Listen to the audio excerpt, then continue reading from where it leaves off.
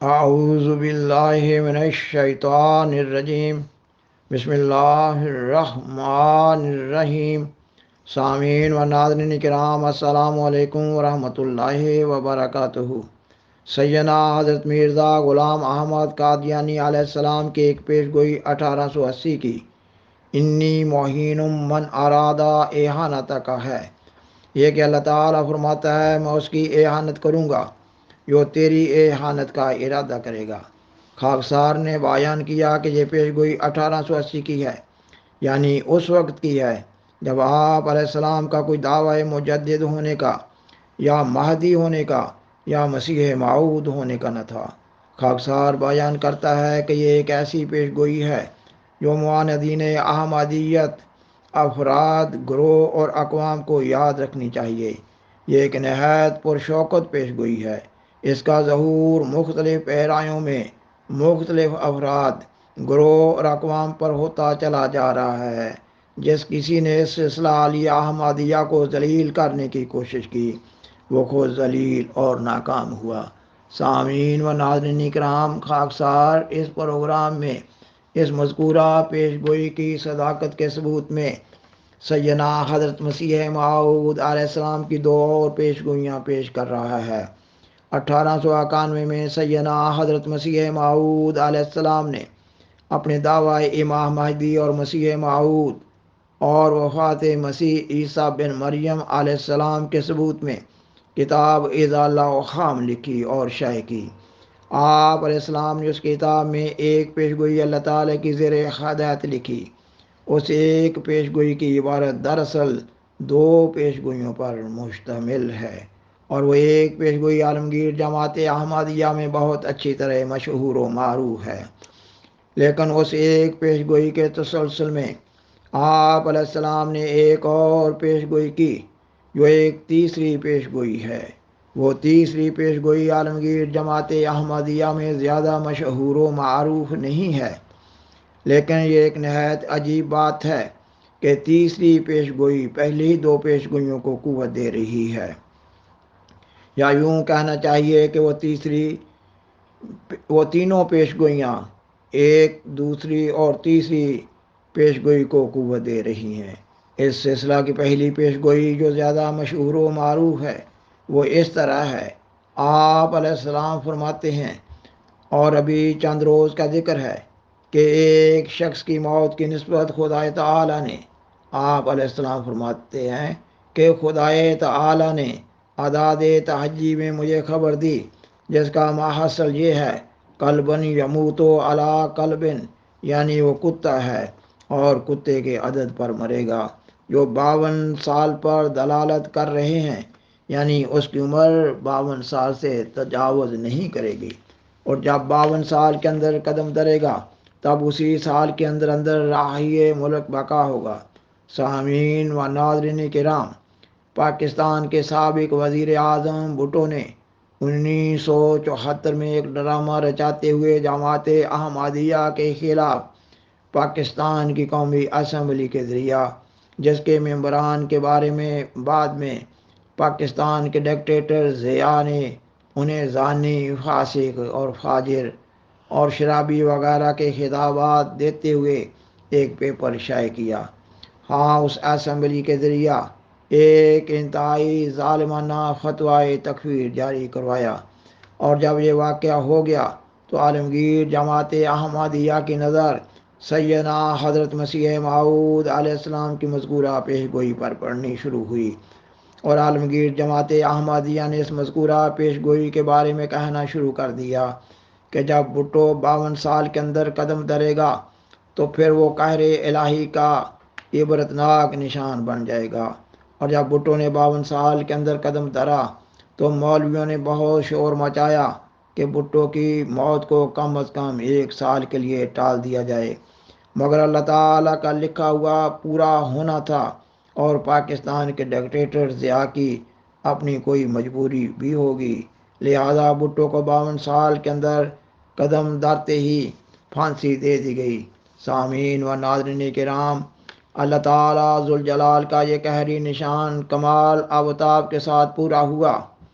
اور عجیب بات یہ ہے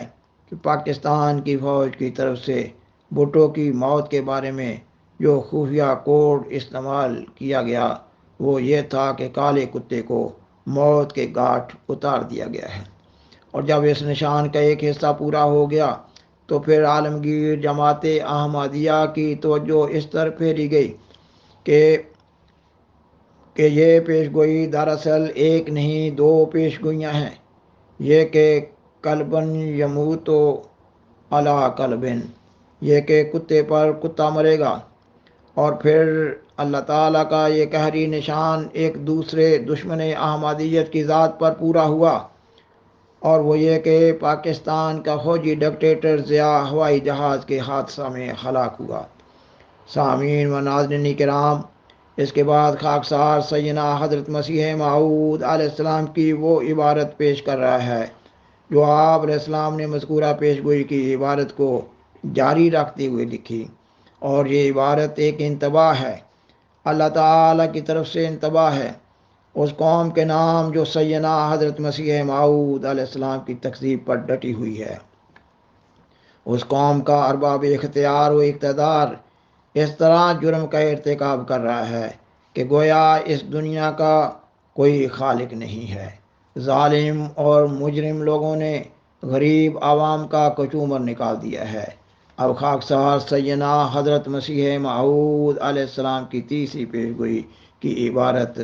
پیش کرتا ہے۔ سیدنا حضرت مسیح موعود علیہ السلام اپنی کتاب اعزاء اللہ میں لکھتے ہیں، ہمارا گروہ ایک سعید گروہ ہے جس نے اپنے وقت پر اس بندہ معمور کو قبول کر لیا ہے جو آسمان اور زمین کے خدا نے بھیجا ہے، اور ان کے دلوں نے قبول کرنے میں کچھ تنگی نہیں کی کیونکہ وہ سعید تھے اور خدا تعالیٰ نے اپنے لیے انہیں چن لیا تھا۔ عنایت حق نے انہیں قوت دی اور دوسروں کو نہیں دی، اور ان کا سینہ کھول دیا اور دوسروں کا نہیں کھولا۔ سو جنہوں نے لے لیا انہیں اور بھی دیا جائے گا اور ان کی بڑھتی ہوگی، مگر جنہوں نے نہیں لیا ان سے وہ بھی لیا جائے گا جو ان کے پاس پہلے تھا۔ بہت سے راست بازوں نے آرزو کی کہ اس زمانہ کو دیکھیں مگر دیکھ نہ سکے، مگر افسوس کہ ان لوگوں نے دیکھا مگر قبول نہ کیا۔ ان کی حالت کو میں کس قوم کی حالت سے تشبیہ دوں؟ ان کی نسبت یہی تمثیل ٹھیک آتی ہے کہ ایک بادشاہ نے اپنے وعدہ کے موافق ایک شہر میں اپنی طرف سے ایک حاکم مقرر کر کے بھیجا تا وہ دیکھے کہ در حقیقت مطیع کون ہے اور نافرمان کون، اور تا ان تمام جھگڑوں کا تصفیہ بھی ہو جائے جو ان میں واقع ہو رہے ہیں۔ چنانچہ وہ حاکم عین اس وقت میں جب کہ اس کے آنے کی ضرورت ہی آیا، اور اس نے اپنے آقائے نامدار کا پیغام پہنچا دیا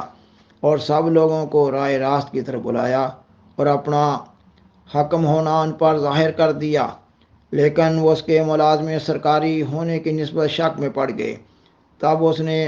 ایسے نشان دکھلائے جو ملازموں سے ہی خاص ہوتے ہیں، مگر انہوں نے نہ مانا اور اسے قبول نہ کیا، اور اس کو کراہت کی نظر سے دیکھا اور اپنے تئیں بڑا سمجھا، اور اس کا حکم ہونا اپنے لیے قبول نہ کیا، بلکہ اس کو پکڑ کر بے عزت کیا، اس کے منہ پر تھوکا اور اس کے مارنے کے لیے دوڑے اور بہت ہی تحقیر و تذلیل کی اور بہت سی سخت زبانی کے ساتھ اس کو جھٹلایا۔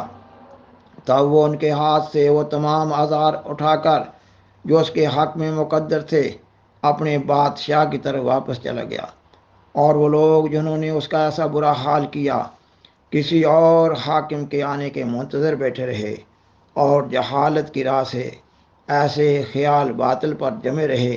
کہ یہ تو حاکم نہیں تھا بلکہ وہ اور شخص ہے جو آئے گا جس کی انتظاری ہمیں کرنی چاہیے۔ سو وہ سارا دن اس شخص کی انتظار کیے گئے اور اٹھ اٹھ کر دیکھتے رہے کہ کب آتا ہے، اور اس وعدہ کا باہم ذکر کرتے رہے جو بادشاہ کی طرف سے تھا، یہاں تک کہ انتظار کرتے کرتے سورج غروب ہونے لگا اور کوئی نہ آیا۔ آخر شام کے قریب بہت سے پولیس کے سپاہی آئے جن کے ساتھ بہت سی ہتھکڑیاں بھی تھیں،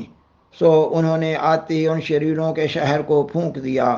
اور پھر سب کو پکڑ کر ایک ایک کو ہتھکڑی لگا دی اور عدالت شاہی کی طرح بجرم عدولی حکمی اور مقابلہ ملازم سرکاری چلان کر دیا،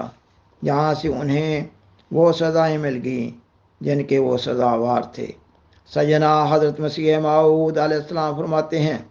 سو میں سچ مچ کہتا ہوں کہ یہی حال اس زمانہ کے جفاکار منکروں کا ہوگا، اور ہر یک شخص اپنی زبان اور قلم اور ہاتھ کی شامت سے پکڑا جائے گا۔